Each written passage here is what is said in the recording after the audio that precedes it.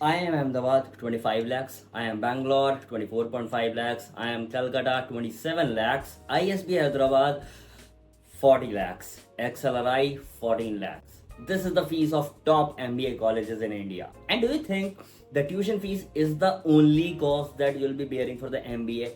Think again.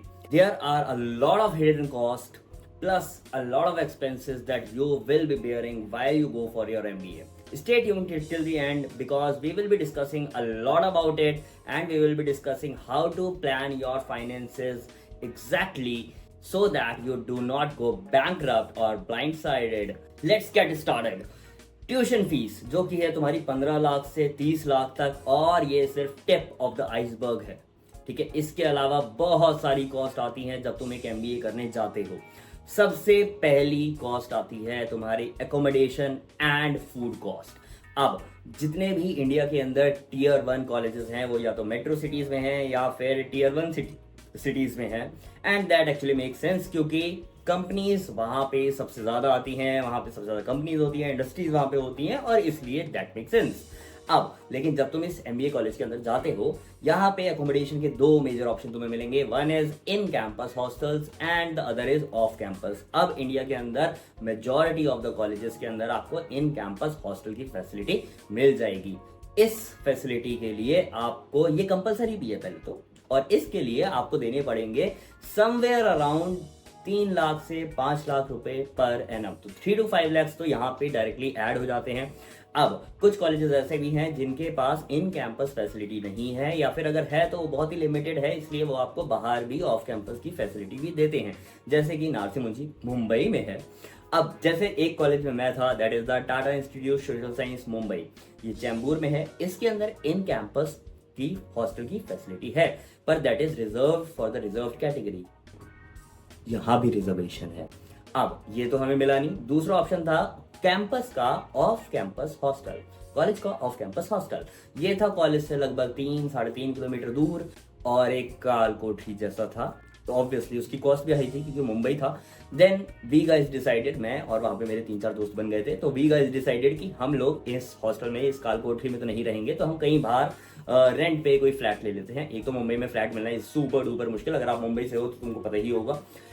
उसके बाद हमें खैर 1 आवर के एक फ्लैट मिला और उसकी कॉस्ट थी 50,000 रुपीज पर मंथ। अब हम 3-4 लोग थे तो कॉस्ट तो बढ़ गई, लेकिन 50,000 रुपीज पर मंथ मेरे टिस कॉलेज की एक सेमेस्टर फीस इससे कम थी जो मैं एकोमोडेशन में 50,000 रुपए दे रहा था।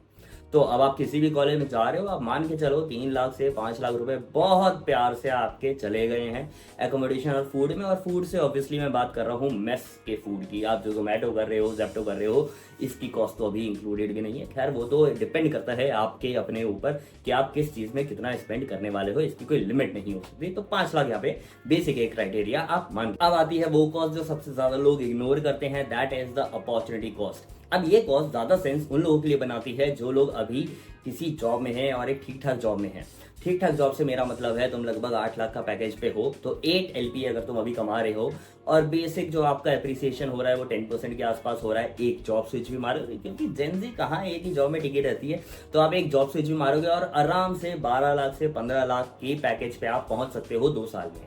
अब अगर आप ये छोड़ के प्लान करते हो कि मैं अपना एक MBA कॉलेज में चला जाता हूँ, तो पहले तो आप 2 साल की ये जॉब जो छोड़ रहे हो, तो जो 2 साल की सैलरी तो आपको मिलने नहीं वाली क्योंकि सरकारी नौकरी तो नहीं है ना भाई। तो आपको ये 2 साल की सैलरी नहीं मिलेगी और इसके 20-25 लाख आप अलग से हटाओ, प्लस आप 20-25 लाख तो फीस ही दे रहे हो, उसके अलावा ये सारी जो कॉस्ट है, एकोमोडेशन कॉस्ट वगैरह, वो आप दे रहे हो। इसके बाद जाके आपको फिर एक कैंपस प्लेसमेंट मिलेगी। तो अगर इस सिनेरियो में तुम अभी फंसे हुए हो तो भाई तुम्हारे लिए टीयर 1 कॉलेज से नीचे कोई कॉलेज सेंस ही नहीं बनाता है। ठीक है, एकदम नॉनसेंस कॉलेज है तुम्हारे लिए टीयर 2 कॉलेज भी, और टीयर 1 में भी मैं कहूंगा टॉप 10 कॉलेज में ही पकड़ो और वहां पे जाके भी एक अच्छा परफॉर्मेंस दो ताकि तुम टॉप प्लेसमेंट्स में से कुछ उठा पाओ। ठीक है, तो ऑब्वियसली अब जो लोग फ्रेशर्स हैं, अभी कॉलेज में हैं या फिर ड्रॉप ईयर में हैं या फिर ऐसे कॉलेज खत्म हो गया है पर अभी जॉब नहीं मिली है, जॉब हंटिंग में है और साथ साथ अपनी कैट की तैयारी कर रहे हैं, ऐसे लोगों के लिए अपॉर्चुनिटी कॉस्ट ज्यादा सेंस बनाती नहीं है। पहली चीज तो तुम्हारे लिए कैलकुलेट करना ही बहुत डिफिकल्ट होगा कि हमें कितने की सैलरी मिल सकती है, उसके बाद हमें क्या अपॉर्चुनिटी कॉस्ट लगाएं। और भाई क्यों ही लगानी है, तुम्हें सबसे पहले जरूरत है एक अच्छी जॉब की। तुम्हें एक अच्छा एमबीए कॉलेज एक अच्छी जॉब दे देगा, तो मुंह बंद करो और एक अच्छे टीयर 1 टीयर 2 कॉलेज के अंदर एडमिशन ले लो। तुम लोग भी कोशिश करो कि टीयर 1 कॉलेज ही मिले। उसके लिए मेहनत करनी पड़ेगी, उसके लिए कैट का एग्जाम देना है, क्रैक करना है। अब उसके लिए तुम्हें कोर्सेज चेकआउट करने हैं, वो तुम डिस्क्रिप्शन में कर सकते हो। अब आती है इसकी अगली cost, that is the networking cost and the extra curricular cost और केस स्टडी कॉस्ट। अब भाई देखो, आप एक अच्छे एमबीए कॉलेज के अंदर जाते ही इसलिए हो ताकि आप नेटवर्किंग कर पाओ, बहुत अच्छी तुम्हारी नेटवर्किंग हो पाए। अब कॉलेज तुम्हारा बहुत ही बढ़िया है तो वो एक अच्छा खासा एलुमनाई नेटवर्क होगा और वो तुम्हें जो है एक अच्छी नेटवर्किंग प्रोवाइड करेगा। लेकिन इसके अलावा भी लीडरशिप समिट्स होती हैं, नेटवर्किंग इवेंट्स होते हैं, नेटवर्किंग कॉन्फ्रेंसेज होती हैं और केस स्टडी कॉम्पिटिशन्स होते हैं इन कैंपस ऑफ कैंपस। वहां पे भी आपको जाना है तो पैसा आप ही को देना है भाई, कॉलेज उसका पैसा नहीं देगा। तो इन सब के लिए आप मान के चलो पूरे 2 साल में आप 1-2 लाख रुपए लगा दोगे। और अगर तुम्हारा कॉलेज स्टूडेंट एक्सचेंज प्रोग्राम दे रहा है और तुम्हें बता रहा है कि भाई देखो यहाँ तुम्हें बहुत अच्छी अपॉर्चुनिटी मिलने वाली है, तुम्हें ग्लोबल एक्सपोजर मिलेगा, जो कि नो डाउट मिलेगा, पर at a cost of 3 to 5 lakhs।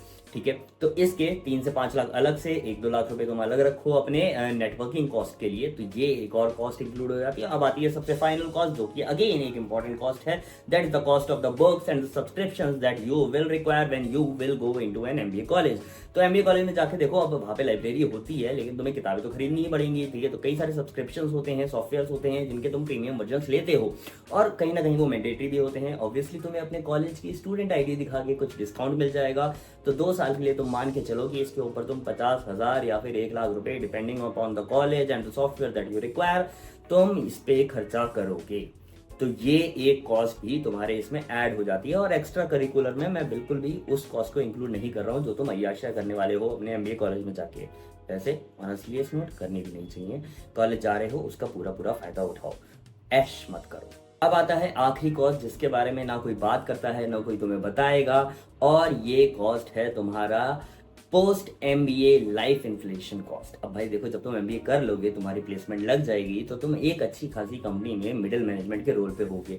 अब पूरे साल तुमने 2 साल घिसाई है अपनी, तो तुम्हारा भी मन करेगा, अब तुम्हारे पास पैसे भी आने शुरू हुए हैं तो तुम उसे खर्चा भी करोगे, है ना। इन्वेस्टमेंट वगैरह तो बात की बातें हैं, इसके बारे में स्टार्टिंग में कौन सोचता है। तो यहाँ पे तुम्हारी सैलरी बढ़ रही है लेकिन तुम्हारे खर्चे भी बढ़ रहे हैं, अल्टीमेटली तुम्हारी सेविंग्स जा रही है नीचे। तो ये भी एक कॉस्ट है जो कि एमबीए से ही रिलेटेड है। अगर आप वो 8 लाख कमाने वाले बंदे थे और आप उसी जॉब में अपना एस्केलेट करते हो, तो आपका लाइफ स्टाइल इन्फ्लेशन इतना ज़्यादा नहीं होगा जितना आपका एक एमबीए कॉलेज से पास आउट होने के बाद हो जाएगा। Obviously, this is again dependent and subjective person to person, पर most of the cases में जो मैंने देखा है वो post MBA life inflation cost आता ही आता है और अच्छा खासा आता है। अब तुम देख ही पा रहे हो, तो now let's sum it up कि MBA के कॉस्ट एक ब्रेकडाउन देखो तुम्हारी स्क्रीन पे मैंने डाल दिया है। ठीक है, तो ये सारी कॉस्ट तुम्हारे पास आती हैं apart from the tuition fees. ठीक है, अब सारी बात ये आती है, is MBA really worth it. तो भाई अगर तुम एक अच्छे कॉलेज से कर रहे हो, टीयर 1 कॉलेज से कर रहे हो, और अगर तुम 8 लाख कमाने वाले नहीं हो, फ्रेशर हो, तो टीयर 2 कॉलेज से भी कर रहे हो, बेसिकली उसका नेटवर्किंग स्ट्रांग होना चाहिए, उसका एलुमनाई बेस स्ट्रांग होना चाहिए और प्लेसमेंट रिकॉर्ड्स अच्छे होने चाहिए। तो yes, it is worth it. लेकिन अगर तुम एक टीयर 3 कॉलेज में जाने की सोच रहे हो, that too with a student loan, तो भाई ये एक कंप्लीट डिजास्टर हो सकता है तुम लोगों के लिए। Now if you guys want कि मैं एक वीडियो बनाऊं how to calculate a proper ROI of a college according to the situation to situation basis, तो ताकि तुम में से हर कोई अपनी अपनी सिचुएशन के हिसाब से उस फॉर्मूला से कैलकुलेट कर सके, तो comment below and I will make a video on how to calculate the ROIs on case to case basis with everyone. Now subscribe to the channel and press the bell icon. हाँ, ऐसी videos में हम मिलते रहेंगे। Bye bye.